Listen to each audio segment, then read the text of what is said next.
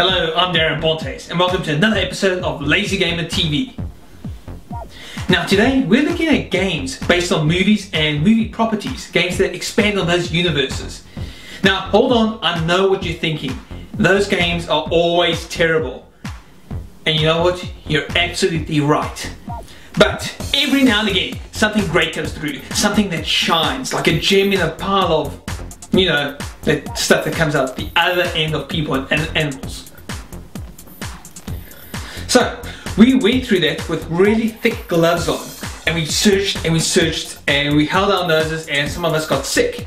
But in the end we found 5 such games that actually aren't that bad. Sure, they may have a few flaws and they could have been tweaked a little bit better, but compared to the rest of the stuff in that pile, these games are absolutely fantastic, or at least worth the bargain bin price. So here's a look at 5 such games. Oh, and before you go away, we're giving away 2 codes for the Diablo 3 beta, courtesy of those beautiful people at Megarom Interactive. So somewhere in the show today you're going to see those codes. Now we don't know when they might pop up. They might pop up straight after I finish talking, or they might pop up right at the end of the broadcast. But they're there and they're waiting to be claimed. So grab them while you can.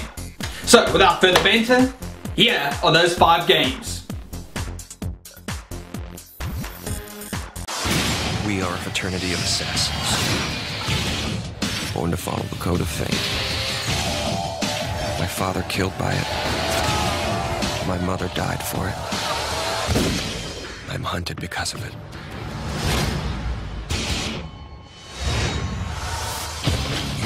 There's no denying that Wanted Weapons of Fate is a criminally short game with a certain lack of any replayability, but that doesn't mean there's not a fun game to try out at least. While it borrows certain elements from both the films and comics that it's based on, Wanted still plays out with slick action and impressive controls, easily blending the idea of bullet time curving into an action-packed experience of guns and blood. It may be style over substance, but it's the manner in which it curves the execution bullet in its approach that makes Wanted a worthwhile bargain bin buy. Breaking news, here's the first code, grab it!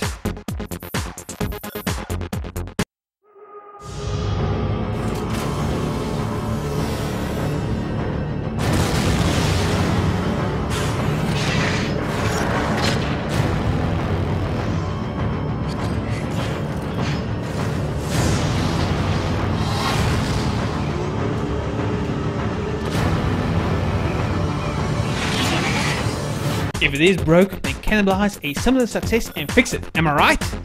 That's the idea behind the 3rd Transformers movie tie-in game, which improves on the past blunders of the previous 2 titles. With the help of War for Cybertron developers High Moon Studios at the helm, the interactive adaptation of Dark of the Moon plays out in a very familiar manner for anyone who experienced their debut kick-box fighting action title. Sure, levels may be derivative and there are a few bugs floating around, but that doesn't stop Dark of the Moon from being a fun and enjoyable session of Autobot vs Decepticon, thanks to a robust multiplayer component that's been added on. Why, we're inclined to give this game 4 base explosions out of 5. The operation was a success, but he can't be trusted. We have his DNA. Terminate him.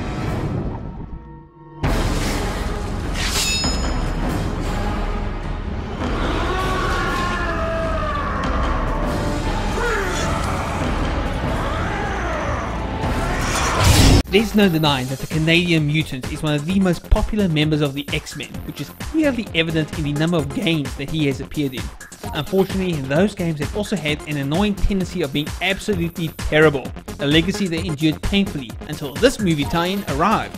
It may be a short ride, but when you perform your first berserker rage pounce on an enemy with your claws unsheathed, it certainly does become a memorable ride in the process.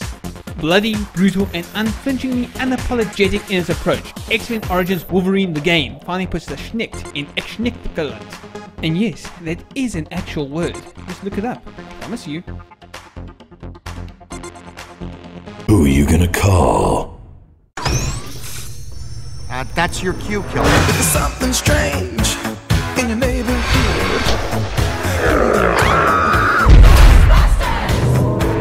There's something weird and it don't look good. It wasn't me this time, I Bustin' does indeed make me feel good, and when you've got the iconic quartet of supernatural exterminators at your side, what more could you ask for? Imagine Gears of War with the Proton Pack and you'd have a good idea as to what the Ghostbusters game is all about, minus the cover aspect of course, because that doesn't exactly provide protection from specters. Familiar third-person controls combined with a unique and interesting capture mechanic, Ghostbusters the game plays out like a love letter for the fans, and with the vocal talents of the original film cast behind it, it's a title that manages to cross the streams of faithful and fun together, minus the cataclysmic chain reaction that should occur.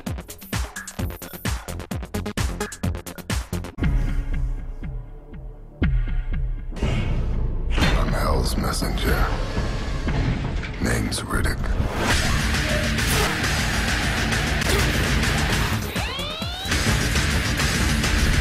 Now the monsters have something to fear. The first Riddick game, Escape from Butcher Bay, was an intense experience back in 2004 that raised the bar for the movie tie-in game.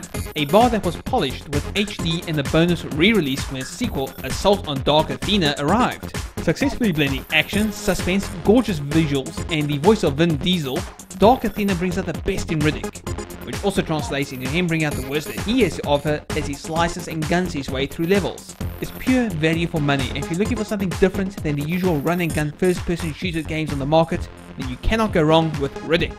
For more news, reviews, interviews, and videos, don't forget to visit lazygamer.net, updated daily.